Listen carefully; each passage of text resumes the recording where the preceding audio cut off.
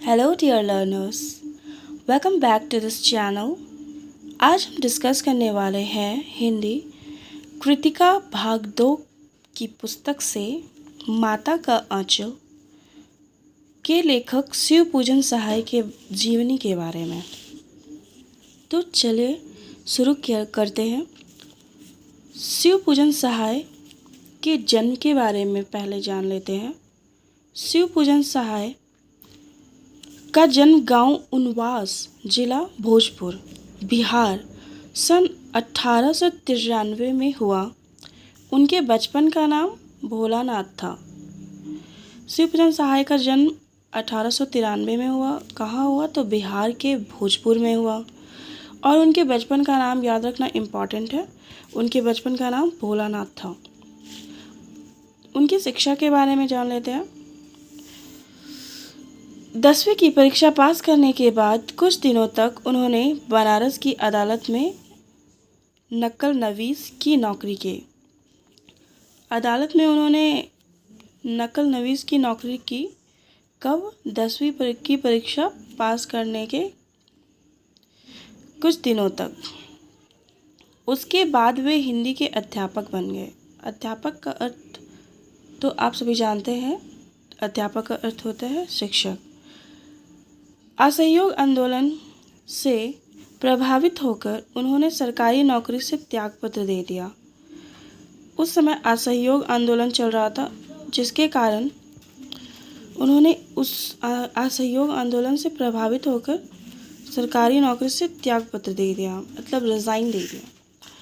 शिव पूजन सहाय अपने समय के लेखकों में बहुत सम्मानित और लोकप्रिय व्यक्ति थे। शिव पूजन सहाय अपने समय के एक सम्मानित, ऑनरेबल एंड फेमस, जिसको कह सकते हैं हम लोग अंग्रेज़ी में, वैसे लेखक थे। उन्होंने माधुरी, बालक, जागरण, हिमालय आदि के कई प्रतिष्ठित मीन्स फेमस पत्रिकाओं का संपादन किया। संपादन का अर्थ होता है करेक्शन करके उन्हें प्रिंट होने के लायक बनाना। साथ ही वे हिंदी की प्रतिष्ठित पत्रिका मतवाला के संपादक मंडल में थे। और साथ ही साथ वे कौन सी पत्रिका के लिए काम करते थे? एक मतवाला पत्रिका था जो उनके लिए काम करते थे। सन 1963 में उनका देहांत हो गया। उनका जन्म कब हुआ था? सन 1893 में, और उनका देहांत हो गया 1963 में। उनके द्वारा की गई प्रमुख रचनाओं के बारे में कुछ जान लेते हैं। वे मुख्यतः गद्य के लेखक थे। गद्य मीन्स कहानी, उपन्यास, इन सब के लेखक थे।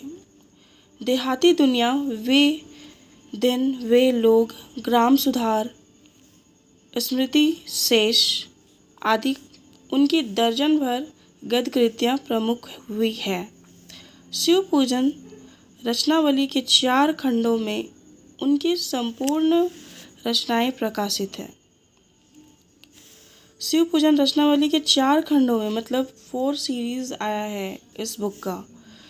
4 खंडों में उनकी ये संपूर्ण रचना प्रकाशित हुई है, मतलब 4 पार्ट्स हैं इस रचना का। उनकी भाषा में लोक जीवन एवं लोक संस्कृति के प्रसंग सहज ही मिल जाते हैं।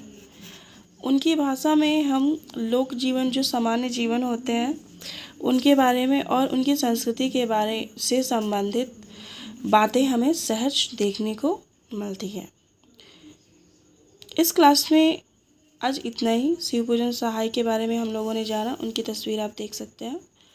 अगली कक्षा में मैं माता का अंचल से संबंधित शब्दार्थ को एक्सप्लेन करूँगी, और उसके बाद उसके क्वेश्चन आंसर को भी मैं एक्सप्लेन करूँगी। आज की कक्षा के लिए इतना ही। धन्यवाद।